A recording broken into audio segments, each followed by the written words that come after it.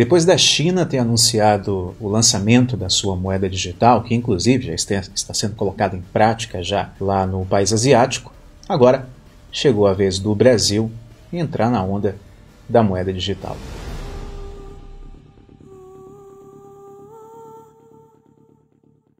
Bom, quem acompanha o canal aqui já me viu falar sobre o lançamento de moedas digitais e a tendência que isso está se tornando no mundo. Na verdade, não é nenhuma novidade nós falarmos sobre uma moeda completamente digitalizada, completamente informatizada, já que todas as transações financeiras podem ser facilmente efetuadas através de sistemas bancários, sistemas eletrônicos. No entanto, se tratando de Brasil, nós sabemos que em partes tecnológicas, no conceito tecnológico, o Brasil infelizmente sempre foi muito atrasado em relação a outras nações, a não ser que isso beneficie aqueles que controlam o Estado brasileiro. Olha só que interessante. Banco Central estuda emissão de moeda digital no Brasil até 2022. Essa matéria é de 1º de fevereiro de 2021. Um estudo do Banco Central para discutir os impactos da implementação de uma moeda digital no Brasil está próximo de ser concluído e deve divulgar seus resultados em fevereiro, visando o lançamento em 2022. Coincidência, né? Logo depois da pandemia, a China já está colocando a sua moeda digital em prática, enfim. A iniciativa visa analisar os efeitos da medida sobre a estabilidade financeira e a política monetária e econômica do país. A instituição vem investigando o alcance potencial de uma moeda digital, assim como os benefícios que o recurso poderia trazer para a sociedade brasileira. De acordo com o site Metrópolis, o presidente do Banco Central, Roberto Campos Neto, acredita que a pandemia da Covid-19 deve acelerar a adoção de uma criptomoeda brasileira. Eu falei aqui já sobre os benefícios, pelo menos na ideia de termos uma moeda digital, e os perigos disso se tornar algo controlado pelo Estado. Como toda ideologia, como toda ideia que promete mudar a vida das pessoas, facilitar as relações, a moeda digital, no papel, é algo muito positivo. Só que na prática é bastante previsível os malefícios que isso pode trazer para toda a humanidade. E quem já acompanha o canal já entendeu muito bem sobre esse assunto, porque nós já abordamos sobre isso aqui em vários vídeos. Inclusive, temos uma playlist aí no canal, aqui na descrição, você pode clicar depois desse vídeo, se você é novo por aqui, chamada Pra Maratonar e Entender Tudo. Com certeza, se você assistir esses vídeos, você vai compreender melhor todo esse processo global que o nosso planeta está passando e o surgimento de um governo único logo após esse processo ser concretizado. Antes da gente continuar, vamos abordar aqui de maneira resumida quais são os pontos positivos de se ter uma moeda digital e os pontos negativos disso. Como eu disse, como toda ideologia, como toda ideia no papel, a ideia de uma moeda digital traz muitas vantagens. Uma delas, por exemplo, é dificultar a prática de crimes e de lavagem de dinheiro, ou seja, vai dificultar o tráfico de drogas, o tráfico de armas, vai dificultar os assaltos, porque você vai ter que... como é que você vai roubar uma coisa completamente digitalizada, completamente monitorada pelo Estado? Uma coisa que não é física, uma coisa que está em ambientes cibernéticos. No entanto, se tratando de humanidade, nós não podemos duvidar que se criem mecanismos para que isso aconteça. No entanto, sempre haverá um jeitinho para se fazer o que é errado. Outra grande vantagem é a velocidade das transações, a velocidade das vendas e das compras. Isso fortaleceria ainda mais o surgimento de empresas virtuais, de lojas online. Iria tirar, inclusive, muita gente do desemprego, muita gente ia entender melhor esse processo de comércio digital. Uma senhora que faz coxinha e que deseja fazer delivery, por exemplo, na sua vizinhança, poderia alcançar muito mais vendas se todos tivessem ali acesso a essa moeda digital, faria o pedido, faria o pagamento rapidinho pela moeda digital, em questão de milésimos de segundos já estaria na conta da tiazinha que faz a coxinha,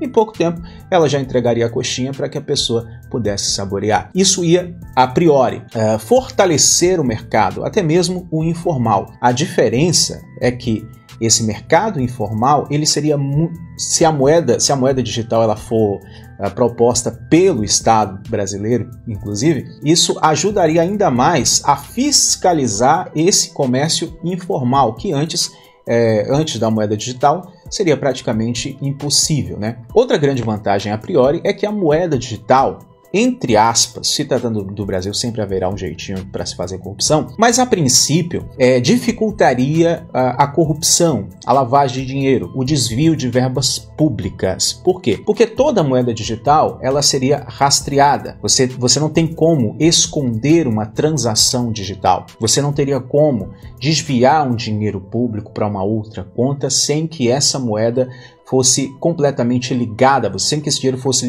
diretamente ligado a você. Então, a princípio, em tese, seria completamente ou praticamente impossível crimes como desvios de verbas e lavagem de dinheiro, nos referindo aqui aos tributos, né, ao dinheiro do trabalhador que sustenta esse Estado vampiro, que cobra de você aí 27,5% de tudo que você ganha como pessoa física, de 6 a 8% de tudo que você ganha como pessoa jurídica, fora o imposto sobre produto que você paga extremamente caro no seu dia a dia na compra de alimentos e na compra de produtos. Uma das maiores cargas tributárias do planeta. Parabéns, você está no Brasil. Bom, quais são os pontos negativos? Os pontos negativos é que, como eu falei, haveria um controle maior do Estado sobre as pessoas. Isso é positivo? Bom, se nós vivêssemos em um mundo onde as pessoas fossem evoluídas o suficiente ao ponto de apenas querer melhorar a vida humana, isso seria positivo.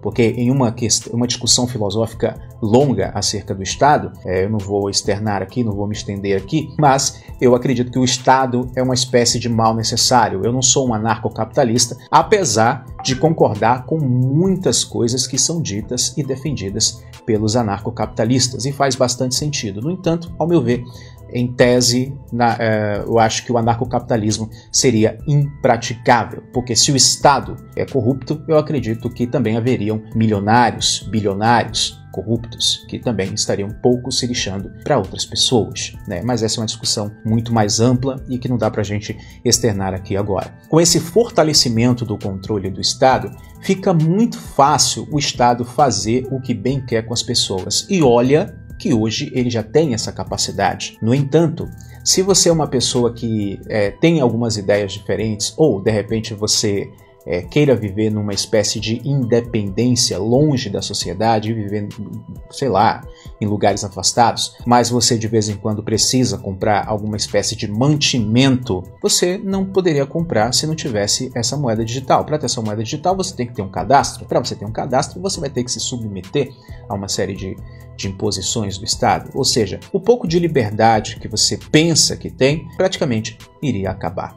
E você iria ter mais certeza ainda que, no fundo, você nunca teve e nunca terá a liberdade no sentido pleno da palavra. Com uma moeda completamente digitalizada, o Estado pode simplesmente evitar que você precise declarar imposto de renda, já que ele vai ter controle de tudo. Hoje, o Estado brasileiro já sabe quanto você ganha, quanto entra na sua conta. O Estado já sabe, no entanto, ele quer que você declare. Com uma moeda digital, um sistema completamente tecnológico, isso não seria preciso. Você nem seria mais obrigado a ter que declarar e tampouco pagar. O Estado faria isso para você. Assim sendo, o Estado ele poderia ser muito mais arbitrário do que ele é. Ele poderia aumentar o imposto do dia para a noite e descontar diretamente da sua conta. E você calha a boca, fique quieto, e é isso aí. Ah, mas o Estado brasileiro é corrupto. Ah, mas tem a corrupção. Eu não quero sustentar bandido. Eu não quero sustentar gente que desvia dinheiro público da saúde.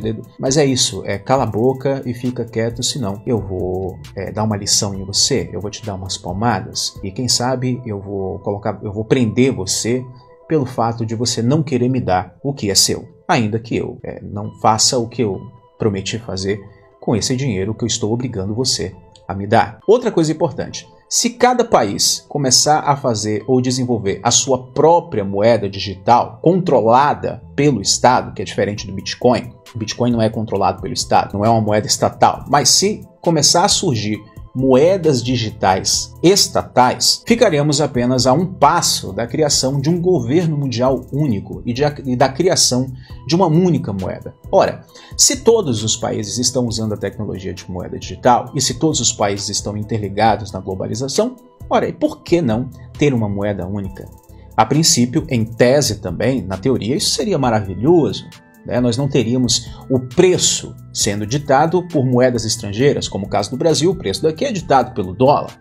Nós teríamos o mesmo poder de compra que um trabalhador norte-americano, do que um trabalhador britânico. Aparentemente, a princípio, em tese, na teoria, as pessoas viveriam muito melhor. No entanto, a criação de uma moeda única globalizada iria gerar o mesmo controle estatal doméstico, no entanto, a nível global, o que, com o passar do tempo, destruiria e acabaria com a soberania das nações, poderia criar uma verdadeira ditadura internacional, onde os países se tornariam meros estados e haveria um único líder global que mandaria e desmandaria. Com isso surgiria a necessidade de impostos globais, que iria fortalecer ainda mais esse governo único, que simplesmente pode tomar decisões extremamente draconianas quando der, e der na cabeça e quando quiser. Por exemplo, se o líder global não for com a cara de uma determinada linha de pensamento filosófico, ideológico, político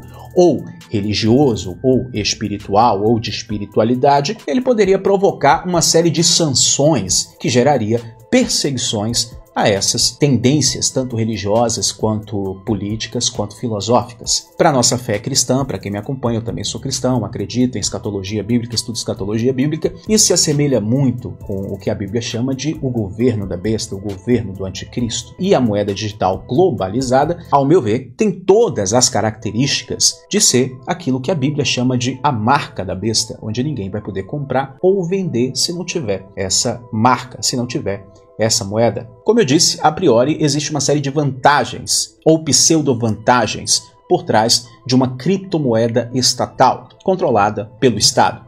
Mas, como eu sempre digo aqui, não existe almoço grátis e nem chupetinha 0800. Se alguém está te dando alguma coisa ou apresentando alguma vantagem para você, desconfie. Sempre existe um interesse por trás disso. O que existe por trás da criação de uma criptomoeda completamente estatal é simplesmente um projeto de controle maior. Você já é controlado. A partir do momento que você nasce em uma sociedade, você já recebe o que os socialistas que detestam qualquer pessoa que questione o Estado, né, de um condicionante, né, assim como na visão deles os impostos são um condicionante e não um roubo propriamente dito, mas você já nasce com isso, você não tem direito de escolha, você já pertence a isso. E se você decidir não aceitar esse condicionante, você vai ser tratado como bandido, como marginal, ainda que você não pratique nada contra a vida humana. Ao meu ver, eu posso fazer um vídeo depois só para a gente refletir sobre isso. Ao meu ver, o Estado é um mal necessário, pelo menos a princípio. Eu não conheço uma outra forma de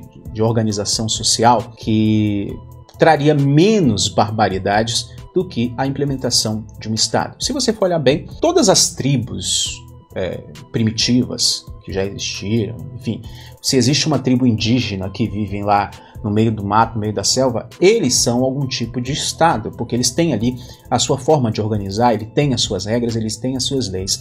Ao meu ver, o problema não é exatamente a existência de um Estado, mas quem está no controle do Estado, quais são as intenções de quem está no controle do Estado. Ou seja, o ser humano sempre procura tirar vantagem em cima do outro. Se ele vê que ele tem o controle e o poder na mão e ele não tiver um coração 100% humanitário, 100% voltado ao bem coletivo, ele vai fazer com as outras pessoas o que bem entender. Então, ao meu ver, o Estado é uma espécie de mal necessário, sempre existiu no suprassumo da humanidade, o conceito de Estado, de organização social sempre existiu na humanidade e eu não enxergo uma outra maneira de nos organizarmos para que a gente não se engula vivo. No entanto, a gente fica entre a cruz e a espada, entre viver a barbaridade, porque se não tiver um Estado para aplicar leis e para controlar, nós podemos viver uma verdadeira barbaridade humana, ou vivemos aí com a tirania estatal, abusando de você. No Brasil, o trabalhador trabalha meses só pagando imposto e não usufrui nada disso, sendo